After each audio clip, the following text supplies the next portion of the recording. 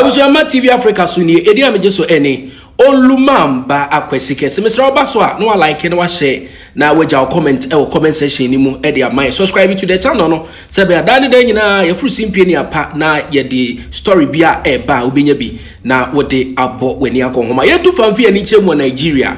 ara wo sembi asi e wo Nigeria na eno ne ne ya transe a ye ba abedi mu enkomo na ni nyina ne se papa bi a wawo mamu miensa ne amunyina ye boys amunyina ye mema mamu miensa ba ko enya mfinhia edu ba ko enya mfinhia dumienu penyimpa wo mu enya mfinhia dunan na papa ya sitira mu nhada nko yie ma no na ode ne ho ato asofo bi so wɔ Nigeria ko wi ase ne asofo no ka kire ne se ne ma miensa no ena ama na brabo enkoso ai o kire mu se sofo no ka kire ne se ne ma miensa no ye be mabonsa mu amaba besue no a enya senketwa de bia bayibo asofo ebo ewo maimu ni amahodo so aye ka ho asem na busua enne okopiem wo Nigeria de esi wo ho no areho papa yi emma mamu miensa amoye mema ewi ase ne sofo ne ka se ne man ye abayifo ana abonsamfo ne ti no papa yi eba ya ne ma miensa no papa yi akoto wudro de ama emofra miensa no busua ama sabra me no kasa yi emu mienu ato ana nanu monsie do de wenya mfinhia edu no ne de wenya mfinhia du mienu no amato ana nanu mo ensie do de wenya mfinhia edu nan ne de amutimi eye entem de ne kopie mu hospital sabra me no kasa yi wote atiasefo asasi so bambofo a ewo Nigeria nso so de abankaba agu papa no ene sofo no ensa enya senketo akora busua ama ne boche mu se emofra banu na amoto ana nanu monsie do no papa no tutu baabi ena wode mofra banu no amu ehye sabra me no kasa police for ko retrieve body na ayekwa assist won ewo am investigation a amoye no emu sabra me no kasa die bambofo nsa so saafo no me kire osofo no ene papa no a wadi sa nyambransem no amumu na yan sabra yenko na yenko video no mra ne ba de aka no me de beto am so. Bound in cuffs, 42-year-old Samuel Otasi and a relation were at the police divisional headquarters, Igbogeni, where he was detained for poisoning 3 of his sons after a prophecy that they were wizards. Judge Odogo made a pronouncement in the church that I have some children and I'm not marrying the mother again. The mother have bewitched all my children to tarnish their life and to tarnish my family's life. That a owner of his son, children, will buy a snapper and poison them and kill them. I've not seen, and I cannot be among that. Otasi is accused of forcing the content of an insecticide called Sniper down the throats of his sons, aged 10, 12, and 14. But the elders miraculously survived the lethal dose of the liquid. My father bring a roof from his pocket and give to Levi. And Levi and I tie me and my brothers down and give us the snapper to drink. I use my head and my legs to crawl out from the bush and now managed to escape. When he came, the hands were swollen and there were marks showing that had been tied for a while, both on the hands and then the legs. So we began to treat him, ran some tests, began to treat him. In the evening, he got a bit conscious. He could talk, could call the name of his village. So he now told us what happened, that the father took them, said they were going to a church, and then along the line, he stopped, asked the bus to stop, and they went into a bush. When they got there, with one other man, I think his uncle or so, he tied all of them and forced them to drink Sniper. He was eventually brought to the police station here. When he had recovered a little, he now told us that 2 other of his siblings are still in the bush. By the time we got there, unfortunately, those 2 had already given up the ghost. The Commissioner of Police, Bayelsa State, and officers of the command visited the crime scene where the wooden crates used to convey the bodies of the 2 boys were shown to journalists. This is the scene where the whole incident took place. And the rescue. This is exactly where the rescue took place also. Parents must be wary. Even if they have personal problems with themselves as spouses, it must not go to the children. Now these 2 children now have been lost forever. And this one is just managed to survive. That shouldn't be the case. Back in detention, the police says Samuel Otasi will have his day in court. 2 grandsons dead, one in hospital and her son in detention. Mother of the suspect breaks down in tears. I was a video no any akoshabano.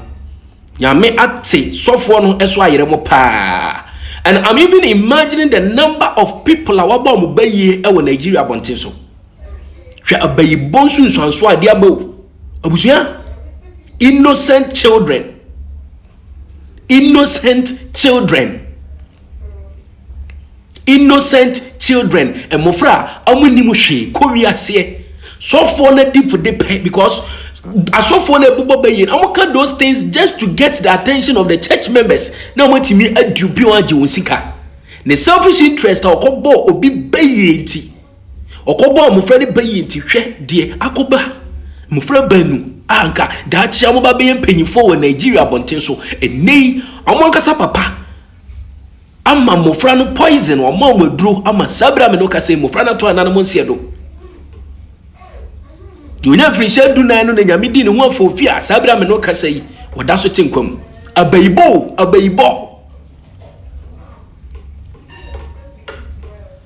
Debi ayam papa Stephen Adum Chedua no damu se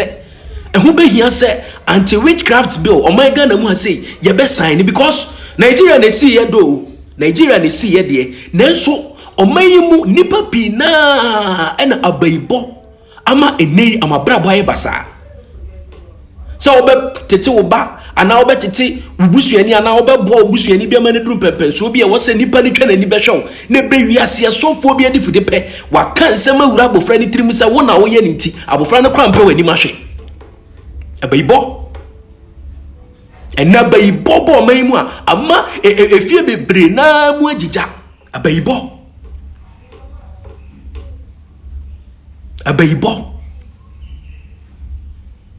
and you see what Nigeria innocent children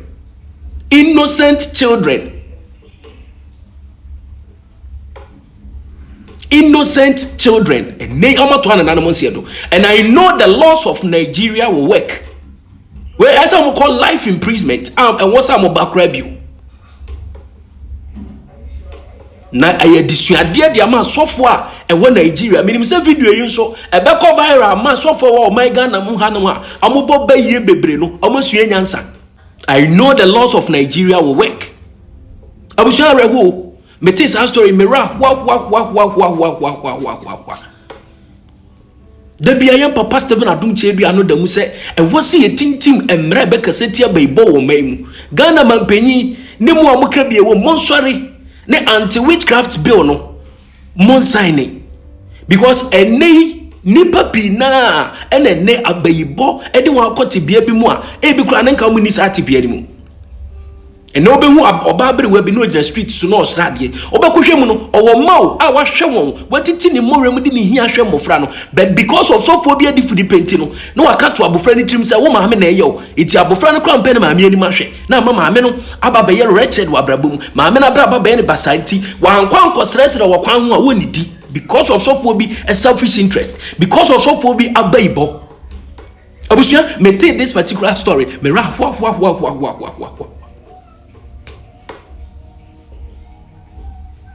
Mira who innocent children bone ben yi na mofra ne bati asefo asasi so ama be ye wo papa yi a wodi amofasa akwan ne so obo wa bra boyi a e ka wo mre wo bra kwantuo mu da bia papa ka wo sesa brochina kwantuo na wo pa ne se adum nyame bia brochira kwantuo no mawa bayifo ne hwan abrabo na wo ban koyie ma wuti na wode wani wom ne suo etwitwiri adum ni adan se obi na eye wo bra kwantuo mu se wo sika ma ne broso a obekobo obi bayi da bia ya ma reko se asikafo no ma me ne mu dia honya bayifo but wo ma me eye ohiani na wo ba no obeye sikani kakra ba wonsam ne sofo no hwa ne se obetimi aboa na ma na yeye aboa na ma ono ahwe ne yire ne ne ma ne nabusuafo a that is when na ode ntoto ba beto no maame ntem se o maame ye bayifo sofo ne beja ne maame ho no obebo wo momu maame bayi at the end of it all na wo no a wabebo wo maame bayi no wo so atwa ho no wo hwe sofo no ene nabusua wo hwe sofo ne nasefo abayibo. Have you seen what has happened? Ghana man penyi we de mesrawo so wo hwe video e bia